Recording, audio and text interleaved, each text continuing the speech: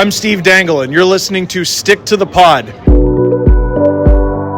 Hello and welcome back to another episode of Stick to the Pod, Season 2, Episode 7. And just like every week, let's get straight into it. And the only bad news this week is there's not very many games to talk about.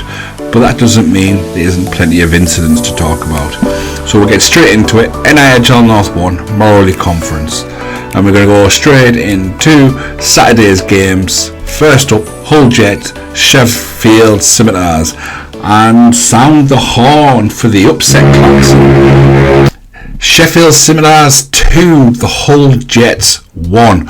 All 3 goals coming in the third period. Hull Jets out shooting the Scimitars 50-25. That tells you a lot of probably how this game went. And it's a huge performance by the Scimitars. They were currently without a win, going to one of the toughest places in the league in the Hull Jets, and they walk away with all 3 points. Whether the Jets took the foot off the gas, whether the Jets were feeling it still from the week before, getting beat on home ice, and they were a little nervy, which I wouldn't have thought so, going to Nottingham and winning the next night. But yes, huge shock came to us on the Saturday night as the Sheffield Scimitars beat the Hull Jets 2-1. Moving on then, off to Solihull. Yes, Solihull, Saturday, home game. Very rare indeed. And it's the Barons who also take the 3 points, being outshot on home ice 35-30. It's the Otterson Shaw who picks up a hat-trick with Phil Mulcahy, Challenge and Maurice also on the score sheet. And it's Edgar, Ord and Lucas for the 6-3 win for the Solihull Barons. Quite a very close first period, just the 1 goal in it. The Barons taking it 1-0 into the second period, and it's a 4-2 game, and in the third period it comes to 1-1. Quite a big win for the Solihull Barons. The Warriors are a tough, rugged team. I do believe they did travel short benched. A couple of guys missing, notably Jordan Barnes, who's a big presence for them. But it's the Barons who get the job done. They lick the wounds from the week before after being mauled by the Stars in Billingham, and get back to winning ways quite comfortably on home ice, beating the Warriors 6-3. On to Sunday then. And we'll start from the bottom of the list. It's the Nottingham Lions at home to the Leeds Knights. There's been a lot of talk around the Nottingham Lions this year and how much they're a much better team and how improved they are, and they're not the team they once were, but it's just not what the stats say. The stats say up before this game, it was just the 3 wins, and 2 of those wins were against the Sheffield Scimitars, who were winless until Saturday night. So it was more kind of, it's the same old Nottingham Lions, but probably scoring a few more goals. As it was, they get their 4th win on the board. It is the Leeds Knights who they defeat 8-5, outshooting the Leeds Knights 64-22. Now, come on, I mentioned the shots last week, 64-22. Most of the outrageous shots totals are coming from Nottingham as well, believe it or not. But hey, they outshot the Knights 64-22, outscored them 8-5. Kidd with 2, Fisher with 2, Rushby also on the score sheet, and a Padalek hat-trick. For the Leeds Knights, it is Barlow with another 2 goals. He's probably leading the way now for them. I will go into point scorers in a couple of more weeks as we get a few more games under our belts. But Barlow with 2, Denako, Reed and Wigington all on the score sheet for Leeds. Scoring 5 goals with just the 22 shots. Quite impressive. The first period actually ends 2 each. The second period also ending 2 each. But it's the third period that the Nottingham Lions pull away from Leeds Knights and take the 4-1 victory. We'll then move on to the Widnes Wild, who host the Solihull Barons, who had a 2-game weekend, and it was more of the same for the Barons. Another comfortable victory this weekend with an 8-3 victory over the Wild, outshooting them 47-19. Williamson, James and Hopkins all on the score sheet for the Wild, who did take a 1-goal lead at one point. But obviously, you guessed it, that line of Mulcahy and Otterson do the damage, picking up 4 goals on the night, along with defenceman Alex White, who got 2 goals, Shallons and Race. So as I said, 8-3 victory and a comfortable night for the Solihull Barons. On to the day's big game then, and it was the Deeside Dragons who were hosting hosting the Blackburn Hawks. They'd already played once before with the Hawks running out comfortable victors. But this Dragons team is much different with the addition of Jake Witkowski, and it was him who gets on the scoreboard early, along with Jono, who equalises for the Blackburn Hawks. But that was the end of the night for those two gentlemen, who both were ejected for different incidents during that first period. Witkowski, I believe, was for elbows. He had Jono down for fighting. So yeah, Jake Witkowski gets a 5+ game for elbowing, and Jono gets 25 for elbowing, which it is on the same incident. I must have read it wrong on the Hawks Match Night Live. Well, that's right. No, Jono got 5 for charging earlier in the period, which some did say he should have been out of the game for that incident, but it is what it is. He remained in the game until the 16th minute, where he got 25 for fighting and ejected from the game. Whether we get bans from this situation, I don't know. Jono most likely probably will, without a 5 charging penalty and the 25-minute fighting penalty. And obviously with the incident he had last year, he'll certainly be on Dop's radar. Also looking through the game sheet as well, Josh Crawley picking up 4 penalties on the night. Very talented young player, just very ill-disciplined on the night. So moving back on to the second period, and it was a solid period for the D-side Dragons. They took the second period 2 goals to none, and then the third period 2 goals each. Hawks outshoot the Dragons on the night 42-41, and then it was a huge night in the penalty minutes box as well, with 47 minutes of penalties to D-side Dragons and 40 minutes to the Blackburn Hawks. As I say, drops probably will be involved with the 2 guys ejected from the game. I do expect, from what I've seen and what I've been told, I do expect bans for both players, but obviously this is Dops, and it's obviously D-side and Mr. Clancy, who normally stamps his feet and gets what he wants. I could well see maybe Jake Witkowski getting off with his penalty, being a star name and all that. So yeah, unfortunately, that just about covers it for Division 1. Like I said, not much action over the weekend. We had the huge result on Saturday with Hull and Sheffield, and then obviously we had the little incident in D-side, which you're always going to get with rivals. Obviously keep an eye on the social medias to see what Dops actually do. So just running through Saturday's fixtures again. On the Saturday night in Hull, they lose out 2-1 to the Sheffield Scimitars, who get their first win on the board. Solihull Barons play a home game on Saturday to the Whitley Warriors and take the game 6-3. Moving into Sunday, the D-side Dragons had big rivals Blackburn Hawks, who they beat 5-3 for all 3 points. Widnes Wild lose again, and still without a win this year, losing out 8-3 to Solihull Barons on home ice. And the Nottingham Lions get their 4th win of the season, beating Leeds Knights 8-5. So we'll have a quick little look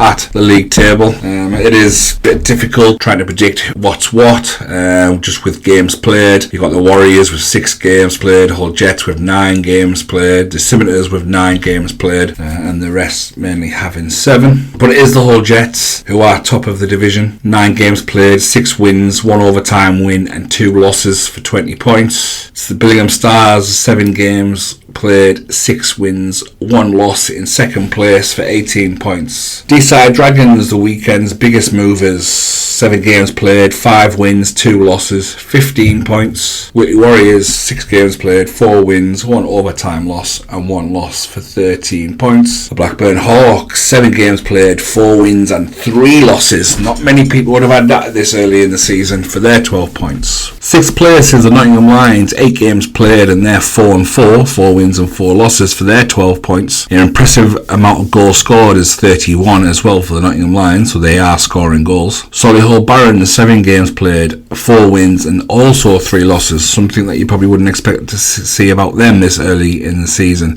for their 12 points. 8th place is the Leeds Knights, 7 games played, 2 wins, 5 losses for 6 points. The Sheffield Scimitars, 9 games played and finally got a win on the board and some points for to a record of 1-8 for only 18 goals scored, but 3 big points. And at the bottom there, looking up at the rest of us, the Widnes Wild, 7 games played, 7 losses, 0 points. So just looking at the home and away stats here as well. Billingham Stars are the only team to not drop points at home yet this season. And Widnes Wild, obviously without a win this year, an 0-4 record at home, without a win at home. They need to rectify that very, very quickly. So we'll move on to the Ladler, where there was even less games than Division 1. Just the 4 games to talk about. And we can go into a bit more depth in the first game and Saturday's only game. I did attend the Billingham Buccaneers and the Kingston Sharks game. For those of you that knew, I was decorating this weekend with no game for the Stars. Took a little bit of a break from doing that and headed over to the forum to watch the Buccaneers to see how that game would go. Very interesting game, a very tight game for 2 periods, but not tight in the way that the performances were. This was a very dominant performance from the Billingham Buccaneers. We know last week these two teams played a 7-6 game with the Sharks racing out to a 4-0 lead, which they lost late in the 3rd period for a Buccaneers win. This time it was more of the Sharks literally holding on from the first puck drop. The shot was 64-23. And even then, I think that's a bit generous, because it was more a total of 70 plus shots to about 12 to 15. So yeah, very generous shot count there, I think, when I talk about shots, because the ice was literally continually tipped in the Buccaneers' favour. So the first 2 periods, as I said, they were both 0-0 periods, and then we had a 5-goal 3rd period, and it was Sam Dowd who got the goal scoring underway with an absolute rocket of a shot from the top of the circle, absolute bullet to put the Buccaneers in front, and they didn't really look back from there, with Wallace, McCabe and Greenhow all also getting on the score sheet for the Buccaneers, and Humphreys on the score sheet for Kingston Sharks. On to the Sunday, and the Buccaneers were at home again. This one I didn't attend.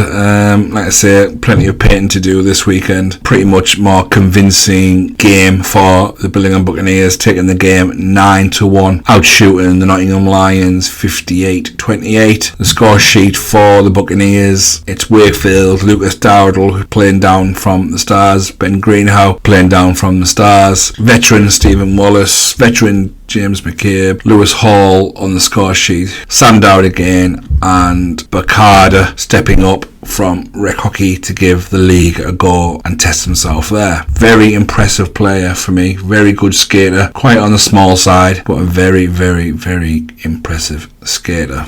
So on to the next game on the Sunday. It's the Sheffield Titans and the Sutton Sting, and it's the Sutton Sting who are an absolute wagon right now, taking another victory, 5-1, outshooting the Titans 46-13, and it's Russell Glasby with 2 and Colton with 2 for the Sutton Sting, and it's the Sheffield Titans Cheyenne who gets their only goal. And then last but not least is the Altrincham Aces hosting last year's Division 2 champions, the Telford Tigers. It is a Tigers 8-2 victory. Unfortunately, I can't give you any scorers because there's no game sheet for the game, so unfortunately nothing I can do there, but an 8-2 victory nonetheless for the Tigers 2 side. So let's just jump into Division 2's league table and see how we're looking. Again, it's very hard to predict and it's a bit scatty at the moment. You've got Sutton Sting who played the most games on 8, then you've got Telford Tigers NHL 2 who are second with 5 games played. Got a couple of teams who've got 4 games played, but let's just run through it quickly. Sutton Sting are top, who are perfect, 8 from 8 for 24 points. Telford Tigers second place, who are also perfect, 5 from 5 for 15 points. In third place, the Billingham Buccaneers with 7 games played, 5 wins and 2 losses for their 15 points.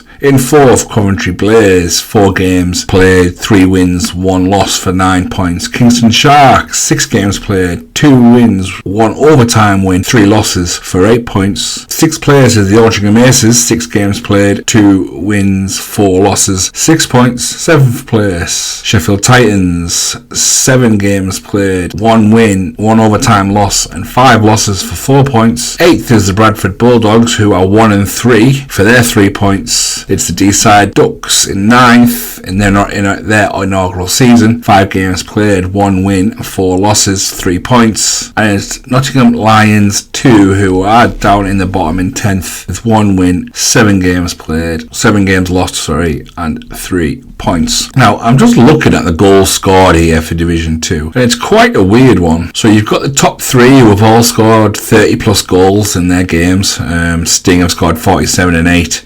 Tigers have scored 46 and 5. Buccaneers have scored 35 and 7. And then understandably, the Coventry Blaze have only scored 24 goals in their 4 games. Kingston Sharks, 23 goals in 6 games. Altrincham Aces, 22 goals in 6 games. Sheffield Titans, 12 goals in their 7 games. Bradford Bulldogs, only 4 games played with 10 goals. D-side Ducks, 5 games played and 12 goals. And at the bottom, 8 games played, Lions 2 with 27 goals scored. That's more than all the teams above them except the top 3. That's quite incredible. So that is it for NIHL North 1 and North 2's weekend. Like I said, not very many games at all. I think it was 5 or 6 on the Saturdays, 5 or 6 for Division 1 and just the 5-4 in Division 2. So yeah, not many games. So what have we got to look forward this coming weekend? So we've got a couple of beauty games for you this weekend. Starting off Saturday the 19th of October, Blackburn Ice Arena host the Whitley Warriors, who will be hoping to probably travel a little bit better than they did to the Solihull Barons. Yes, the Leeds Knights are hosting the Solihull Barons. And then Sheffield Scimitars welcome the Billingham Stars on the back of their huge win and will be full of confidence returning home. Into Sunday then, and we've got the Billingham Stars hosting the Leeds Knights. And then it's a biggie, Solihull Barons are hosting the D-side Dragons. And finally, another derby weekend for the Blackburn Hawks, who travel to the Widnes Wild. So just to go through that again, this weekend's fixtures are on Saturday, the Blackburn Hawks home to Whitley Warriors, Leeds Knights home to Solihull Barons, and the Sheffield Scimitars hosting the Billingham Stars. Into Sunday then, and the Billingham Stars host the Leeds Knights, the Solihull Barons welcome the D-side Dragons, and the Widnes Wild entertain the Blackburn Hawks. So plenty of games for next weekend. That's an absolute positive. 3 games on each day. Let's have a quick look at what's going on in Division 2. We'll start to look at the cup tables in a bit more depth as well in the next week or so, as a lot more will be happening, that's for sure. Oh, and we do have 6 games in Division 2 as well, so at least we know the next episode will be a canny sized episode. The Coventry NHL Blaze host the Bradford Bulldogs, Kingston Sharks welcome Telford Tigers, and the Sutton Sting host Altrincham Aces. Moving into the Sunday, it's the Bradford Bulldogs hosting the Altrincham Aces, Nottingham Lions host the Telford Tigers, and finally the Sheffield Titans welcome the D-side Ducks. So that just about covers it for this week, I'm afraid. Yeah, not a lot to go on. Big well done to the Sheffield Scimitars, who got their first win away to the Hull Jets. Not an easy place to go, as we say week in, week out. That should fill them with some confidence moving forward. And also it should give the Widnes Wild a bit of a spur, a bit of energy to say, well, look, they went there, they won a game. That means we can go anywhere and win a game as well. Just got to apply the right attitude. So yeah, I don't know how to approach this next bit. Here we go. Yeah, so keep your eyes out on the social medias. There's a lot of rumours of player circulation. Keep an eye out what's going over in the Northwest. You could see a few things happening over there. Believe it or not, just as we get to this section, I've got a message off one of my pals letting me know that a player who's not long been here has already been linked with a move to the National League. So make of that what you will. I'll let you assume who it may be.